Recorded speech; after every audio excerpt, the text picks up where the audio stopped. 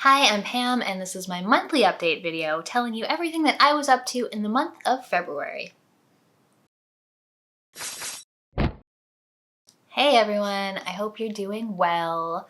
Couple of updates from the channel lately. I made a video on upcoming games I'm excited about. If you haven't watched that yet, you should check it out. And then my last review was on the Mobius Machine, which I will be talking about a little bit later in my What I've Been Playing section. There's been, I think, just one new episode of Point and Drink Adventure that came out. We drank Gewürztraminer and we talked about Magfest, or not really Magfest, Magfest adjacency. That was a fun episode. It was also a little bit longer than normal. We had a lot of movies to talk about, a lot of things that we've been playing. There should be a new episode of Media Mavens coming out. Media Mavens, that's my old podcast. I meant Point and Drink Adventure. Pretty shortly, I think, which is going to be another long one. In this coming one, we drank Old Fashions. Although I was kind of sick, so I didn't drink much of my Old Fashioned. But it was a little bit of a ranty episode. Michelle went on a big rant about Final Fantasy VII Advent Children and what that means for Final Fantasy VII Rebirth? Is that what it's called? And I went on a rant that was kind of unhinged against cozy games. So if that sounds interesting, keep an eye out on the Point and Drink Adventure channel and check that episode when it releases. Also, as far as the channel goes, I'm just keep on creeping up closer and closer to 100,000 subscribers. I'm almost at 96,000 as I record this today, so I'm thinking it should hopefully happen this year. If you know anyone who might like my channel, tell them about it. If you're not subscribed already, subscribe. I usually don't ask people to do that, but what the hell? I'm so close to 100,000. Speaking of subscribing, I have a channel for you to check out. This is the channel No Caps, and in their own words, this is a channel about chill videos about indie games of all shapes and sizes. And it's just that most of the videos are on the shorter side, sort of sub 5 minutes, especially if they are reviews or things like that. Welcome back to my Indie Wishlist series. This time around there are more than a few horror games, but all of them are pretty unique looking, so don't skip over them even if you're not really a fan of the genre. And there's also a lot of Metroidvanias as per usual. There's a bunch of indie games, everything from the latest thing taking the internet by storm, like Balatro, is that what it's called? The new card game? I haven't played it yet. To things that I've actually never even heard of before. There's been a number of great reviews that I've really liked recently. They reviewed Ultros, which I will be talking about shortly. Also Pacific Drive, which is another new one that a lot of people have been talking about. There's also a series called Every Indie Game on my Steam wishlist, which is just a series of videos that very briefly highlights an indie game, gives you a little glimpse of what it is in terms of what it looks like and what the sort of selling point of the game is. Just if you're interested in indie games and want to hear about things that you might not have heard of before, then go and check out No Caps. Before I get into what I've been playing, I have a brief word from this video's sponsor, which I'm pretty excited about. Do you like retro-style RPGs? Strategy? How about fantasy? Unicorn Overlord is the latest from Atlas and Vanillaware, representing the rebirth of the epic strategy role-playing game. This grand adventure invites you to forge alliances, liberate kingdoms, and explore an expansive and vibrant world. This heroic fantasy pays homage to classic 16 and 32-bit SRPGs, using Vanillaware's signature style. Enjoy stylized modern 2D graphics, gorgeous cutscenes, and epic battles, all set against a thrilling and immersive soundtrack.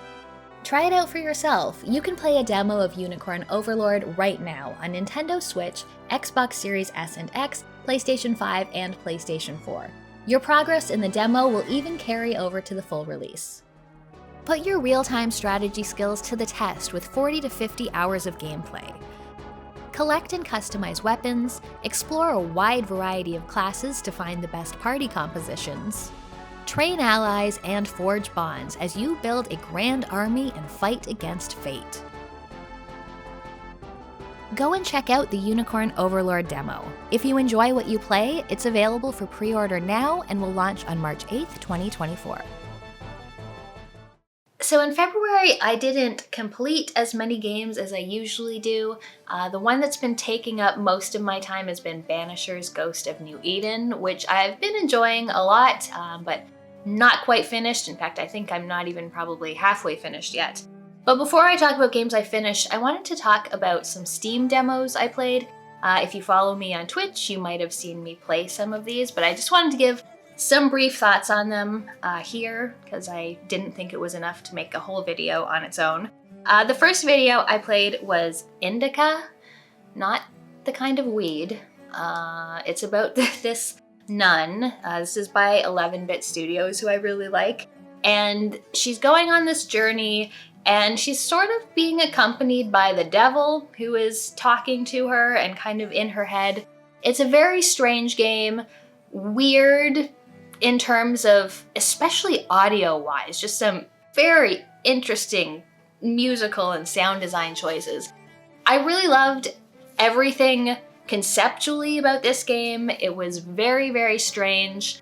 I hated playing it, sadly. The first thing, which definitely was just an immediate mark against it, was that it's a third-person perspective game where you have control of the camera, and it did not have an option to let me invert the Y-axis, which I feel is pretty unforgivable. I know this is just a demo, but it's important to give people options for camera controls if you allow them to control the camera. So that immediately sort of made me not like the gameplay as much as I would. But otherwise, it was fine when you're just sort of wandering around and picking up collectibles. There's this weird little leveling system in it that I really liked.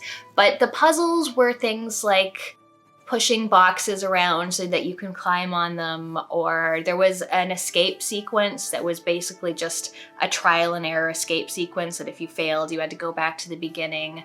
I just didn't like anything the game actually asked me to do other than walk around and look at things. So that was unfortunate, because I really like the concept of the game. Unfortunately, based on the demo, I will probably skip this one, even though the idea seems really cool. The next one I played is Ultros, and this is a psychedelic Metroidvania, and I love the idea of a psychedelic game. It is just so bright and colorful. It's such a nice change from all of the sort of grimdark Metroidvanias out there. Unfortunately, I found it so bright and colorful that my eyes had trouble focusing on what was in the foreground versus what was in the background and kind of what was going on at any time. Even reading tooltips and things and conversation bars I found kind of difficult. It played pretty interestingly though. You have sort of different attacks, and it rewards you for sort of constantly switching up the kind of attacks that you're doing. It seemed interesting. I didn't finish the demo because it was just time to stop the stream, but it seemed cool. I don't think it's coming out on Xbox, so I'm probably not going to play it unless that happens, but even still, I've just found it a little bit overwhelming for me personally. So yeah, I'm not sure about Ultros either.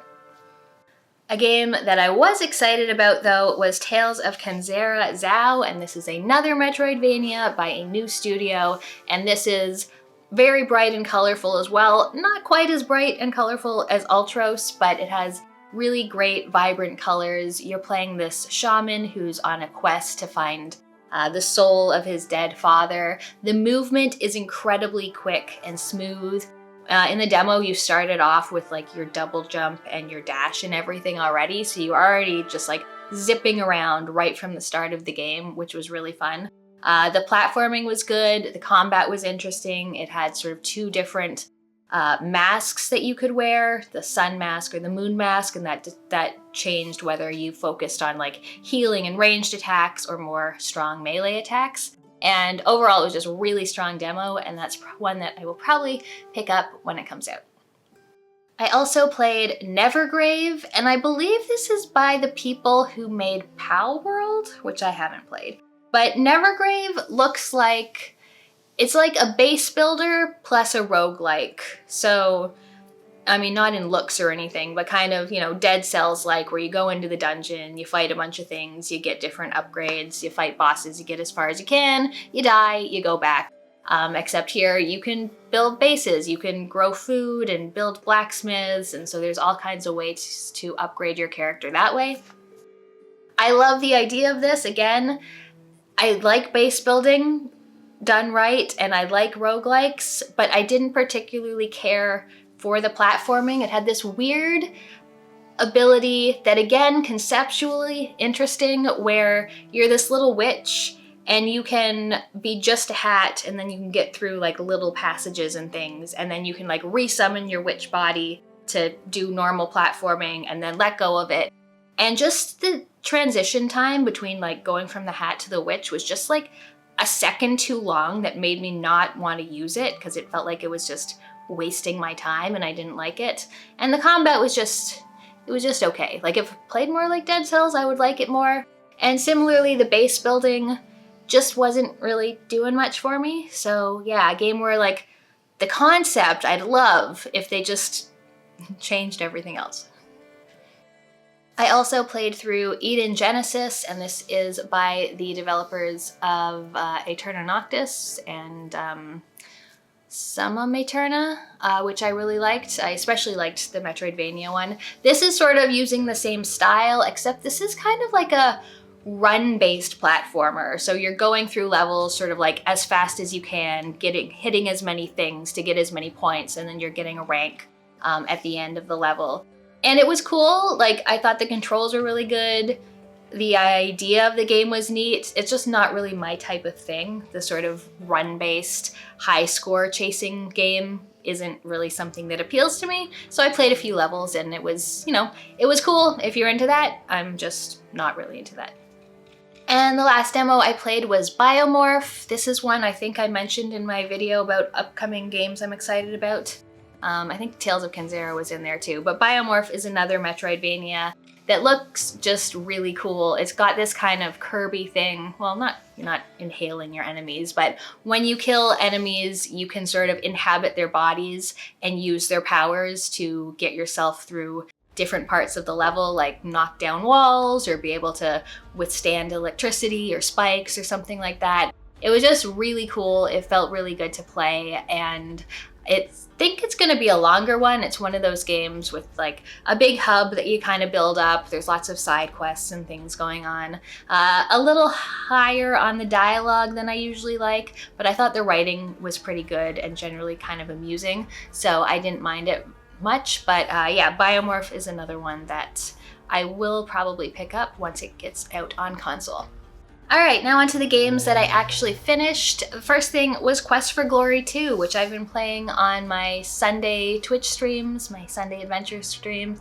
And Quest for Glory 2 is probably my least played Quest for Glory, because while I was really into the series, it only existed as a text parser version, and I just hate text parsers. So I played through it once or twice, liked the idea of it, didn't like the text parser. However, a number of years later, someone made like a fan remake with VGA graphics sort of replicating the interface from Quest for Glory 3. So I decided I would play that version on stream, and I had a pretty good time with it. It was very much had some like high points and low points, some of which I remember. I remember going through the streets before you get your map being very annoying. It was still annoying in this version. The writing is really good. The puzzles are very cool though. I was a fighter who had magic, and I was trying my best to be good so that I would be made a paladin at the end of the game. And I was in fact made a paladin. There was a lot of sort of grinding of combat in the game. I think that's maybe because I was playing a fighter as opposed to one of the other classes, which wasn't my favorite thing, but I do like the whole story, how you're going and you're saving the city and facing all of these different elementals. Just a really cool story in that way, even though there were some very, very annoying parts, like the magic game in this one just drove me absolutely nuts. And the arm wrestling, I still never got the hang of. So I don't know how that worked at all. Even though I was a fighter and I was very, very strong, just kept losing. But yeah, finally finished Quest for Glory 2. It was way longer than I remembered it being. It took quite a while to get my way through it, but I'm glad to have replayed it in the point and click version. That was a very, very nice upgrade. The next game that I completed is the Mobius Machine, and I just put up a review of that a few days ago. If you haven't watched it already, I would suggest you go watch that video. However, if you want just a brief look at that, the Mobius Machine is a new Metroidvania. It has very clean, very like high quality looking graphics. Like it's all very, very polished. You play this tiny, cute, little adorable astronaut, and he gets a signal from an abandoned moon. It's a distress call. So he goes to find out about it, or she, or they, and you're just sort of exploring this planet and or moon, and you're finding all of these monsters and all of these weird buildings that have sort of never stopped running, like mining operations, and there's underground areas and underwater areas. And the best thing about the game was the sense of exploration. The map is very big and it is very, very interconnected. There are so many shortcuts to open up. There are so many ways to get between the different areas. That was really satisfying, all of the exploration aspect of it. The combat is also pretty good. The platforming was a lot of fun, though it could occasionally be frustrating. Sometimes it was very vertical, and if you fell from the top, you'd fall all the way down and have to start again in some cases, which I wasn't the hugest fan of, but there's no like fall damage or anything, so you don't just die and reload. And when you do die, you have to go back to a save point. But I had a lot of fun with it. The bosses were really nice. I wish there was a little bit more of them, actually. And the underwater zones ended up being my favorite ones in the game, which was kind of cool. Usually underwater zones are my least favorite areas, but it was a very good Metroidvania, very solid. I'd suggest checking it out if you were into the genre. Another game that I just finished is called Sovereign Syndicate, and that one just came out at the beginning of the year. I guess it's a CRPG, kind of. It's sort of in a steampunk setting, but also with sort of mythological creatures. So there's werewolves and ogres and minotaurs, cyclops, things like that. You play as 3 different characters and you just change between them every chapter of the game. And when it starts out, I was really getting Disco Elysium vibes. Like you start out as a character and he's just drunk and he doesn't remember anything, and someone comes and wants him to solve a mystery, and I was like, okay, you're maybe pushing it. But then once you get into the other characters, those comparisons kind of fall away. There's no combat or anything, so this is mostly a choice-based kind of RPG. Each character has 4 different skills, and you sort of pick which direction you want to go in terms of those skills. Rather than dice rolls, they have tarot cards, so you're pulling a tarot card to find out if you fail or pass. I guess they're not rolls when they're tarot cards, but skill checks and things like that. I did overall like the writing, but I found the role-playing wasn't nearly as deep as I would have liked it to be, and the chapters were so brief. Like the first chapter was kind of long, and then the next chapter I feel like I was done in 15 minutes, and then it's like next character, and then 20 minutes, next character. So I felt like I wasn't really getting enough time to figure out what was going on or get to know any character, because it just kept switching me over to the next one. But it was an alright game. I think it's, pretty solid. Not my favorite, but if you are into those sort of more choice-based narrative kind of RPGs, it might be one to check out. And the last game I beat, which I just finished last night, is called Black Skylands. This is actually one of the games, I think it was in my honorable mentions of my games of 2023. This is a top-down shooter / ship shooter. You play a young woman who lives in this weird land where everything is sort of like on sky islands. We're all on floating islands and people drive ships in between them. And her father has gone missing and there are these sky pirates that are attacking all of these islands. So you're going out and you're sort of liberating the islands from the sky pirates. You can get into battle on your ship and then you can get onto an island and then you go on foot and you go and you shoot things and you collect materials and you liberate the island and then you progress the story. You go back to your father's ship and you can upgrade all of your weapons that you found. There's a ton of different weapons. You upgrade your ship, you can get new ships. So it just has this really satisfying loop of going out, doing some combat, collecting a bunch of things, coming back, upgrading all your stuff, and then going on to the next mission. And especially at the beginning of the game, I was like, this is exactly what I want right now. Like, it was, you know, a little bit on the mindless side, but still gave me enough to sort of sink my teeth into. But it was a kind of game I could just sit and play while I watched my Watch Later YouTube playlist or something like that, or while I listened to audiobooks. It was, you know, one of those things where I could kind of split my attention, but it had just like this really satisfying gameplay loop. At first I was like, oh, I'm gonna 100% this game. I'm gonna get every island clear. And then by the time I was around the 15-hour mark, I was like, well, that's probably not gonna happen, but I'm gonna finish the game. So yeah, I finished it last night. I think I was around 22 hours maybe for the entire thing, but it was a really good time. Yeah, I definitely like Black Skylands. It's just sort of like hit the spot for the kind of game I was looking for at that time. All right, so that's everything that I was up to in February. Leave me a comment, let me know what you've been playing, if you've gotten any interesting pickups. I had no pickups again, but yeah, thank you so much for watching. I'll see you next time. If you want to see more, check out one of my videos here. Also, don't forget to go and check out No Caps and give them a sub. If you're interested in playing Unicorn Overlord, there is a link in my description where you can find out more about the game. Thanks for watching, and I'll see you next time.